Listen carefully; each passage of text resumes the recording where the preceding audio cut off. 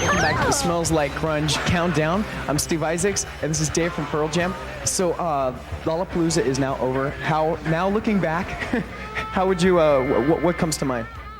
Well, what comes to mind is all the friends that I made on the tour, and how difficult it's going to be to keep in touch with everyone, and how much we're all going to want to do that. So maybe we'll have to just do another thing. I guess next year maybe we'll go on tour and bring all the Lollapalooza bands with us and open up for all of them. So when you were growing up, what were some of the heaviest bands influencing you? Heaviest bands. The heaviest band, definitely the heaviest band that influenced me was Zeppelin. But, you know, Pink Floyd and Heart and just every great band, really. I mean, I was so into, you know, my dad turned me on to Grand Funk Railroad, and that was like the start of something right there, and it just went on from there. How does it feel, though, now you're in a band that's influencing people as we speak? What does that feel like?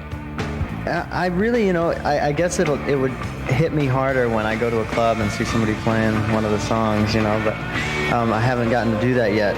I'm looking forward to that, but it blows me away when people come up and say, you know, wow, you know, Stones is totally influencing my guitar, you know, do you know how he tunes his guitar and stuff like that?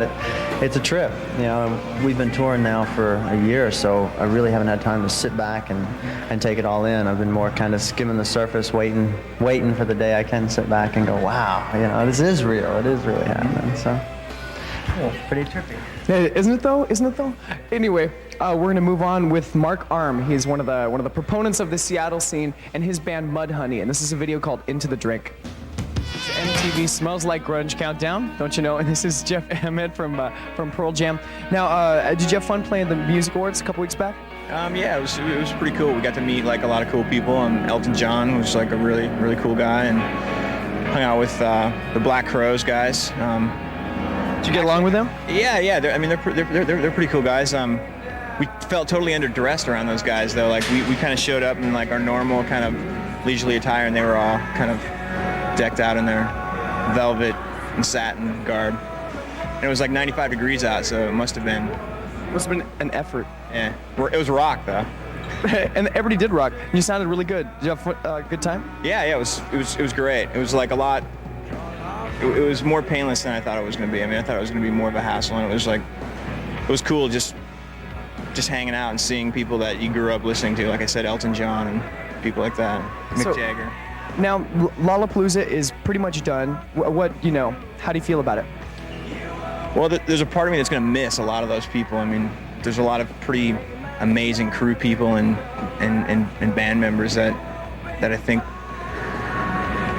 we're going to miss a lot of that. At the same time, we've been touring for a year, and I'm kind of excited. Are you going to take a break? Yeah, I'm kind of excited to go home and actually remember what it's like to kind of be in the same place for more than 2 or 3 days. Okay, cool. Well, you deserve a break, man. Definitely. Indeed. Jeff Emmett from Pearl Jam, but right now we got Alice in Chains in at our countdown at number 5. Pearl Jam and Jeremy in at number 2 for our smelling quite grungy countdown, and this is Stone Gossard from Pearl Jam. So why don't you tell me about, that was your first concept video, so how did it go from making straight live audio and video videos to the concept version? It was a lot easier because we were only needed for about a 9-hour day rather than a 24-hour day or a all-nighter or a 2-day shoot, because we just filmed when we were over in England touring. Mark Pellington, who's the guy that did the video, just came over. We were into soundstage, shot all the just the band stuff, which is pretty limited. You know, most of it's just of Eddie. And then he just filled in, and he kept sending it rough copies to us, and he kept adding more stuff on it and filming more stuff, and all the newspaper clippings and all the headlines and all that stuff kind of came on afterwards. So it was very interesting, but it was a lot easier to do, which is always good. Philosophically, is Pearl Jam a band that really believes in videos, or is it just a necessary evil?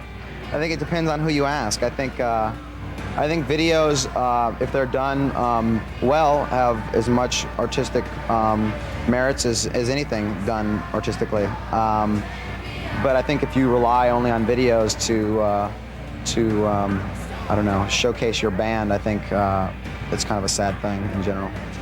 But this song, at least Jeremy, it seemed like an appropriate song for a concept. There's a lot of powerful lyrics in it, and I think that whereas Even Flow and Alive really seemed like just go out there and kind of show the band, Jeremy definitely seemed like something that could be enhanced by a video in certain ways. So we went for it. And Mark Pellington is a genius, so when you work with really good people, then sometimes you get good things. So.